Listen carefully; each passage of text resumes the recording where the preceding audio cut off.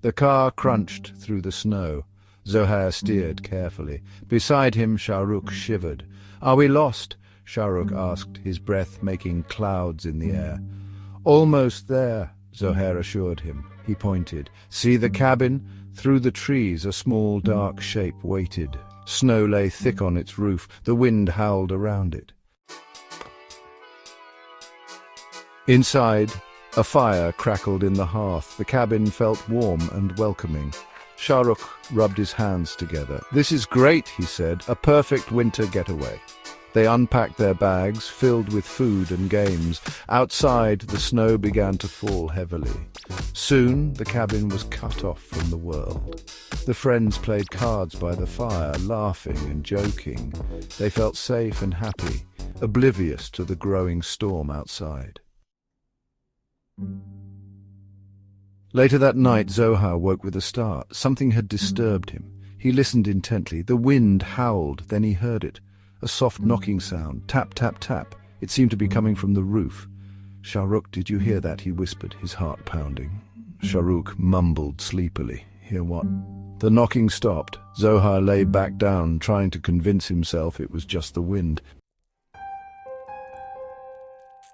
The knocking came again the next day. This time both Zohair and Shahrukh heard it. It was louder now, more insistent. "What is that?" Shahrukh asked, his eyes wide with fear. They went outside to investigate. The wind whipped at their faces. They saw nothing. The sound seemed to be coming from the woods, but the trees were empty. They returned to the cabin, a sense of unease settling over them. Section 5. A sudden absence. Zohair was adding logs to the fire when he realized Shahrukh was gone. "Shahrukh!" he called out, his voice echoing in the silent cabin. No answer. Zohair checked the bedrooms, the bathroom. Empty.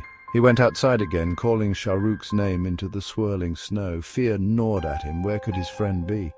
He had been there only moments ago. Section 6. Searching in vain. Zohair searched for hours, his hope dwindling with each passing moment.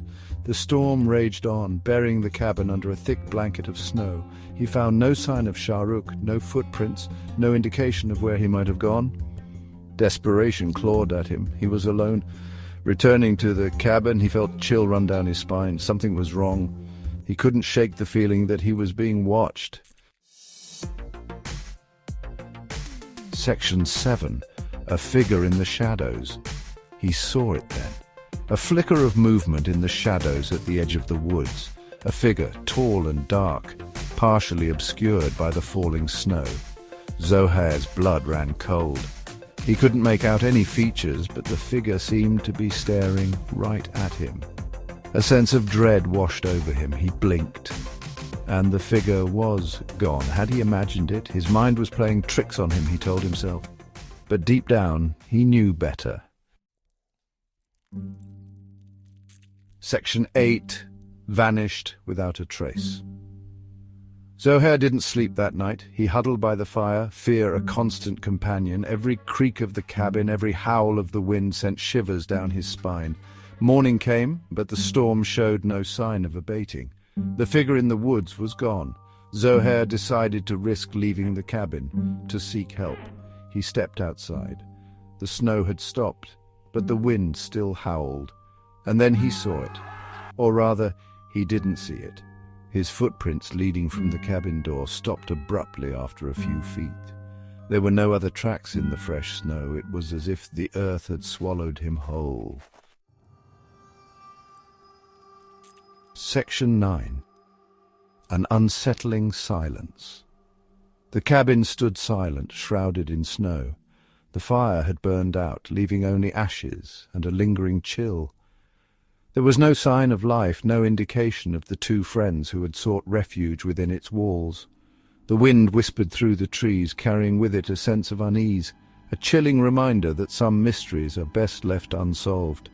The snow continued to fall, slowly burying the cabin under its pristine blanket, erasing any trace of the chilling events that had transpired. And still, from the depths of the woods, a silent, unseen presence watched. its motives as inscrutable as the winter storm that raged around the isolated cabin.